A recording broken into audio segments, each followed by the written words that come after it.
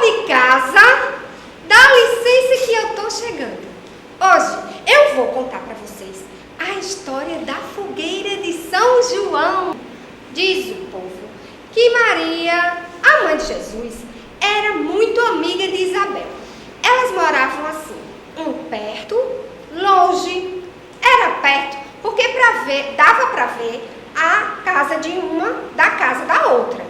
Mas era longe porque tinha que andar mais de 1 hora a pé para chegar na casa da amiga.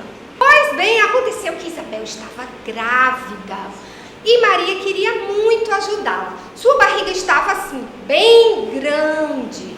E para que ela pudesse ajudar, na hora que o neném chegasse, elas combinaram o seguinte: quando chegasse a hora, Zacarias, o marido de Isabel, iria fazer uma fogueira bem grande para avisar Maria. Foi assim que se sucedeu. Quando Isabel chegou e chamou o marido dizendo que já estava na hora, ele foi correndo e acendeu a fogueira que estava preparada, anunciando o nascimento do menino, que recebeu o nome de João. Maria e José saíram correndo da casa de Isabel e, quando chegaram, foram recebidos com uma grande festa.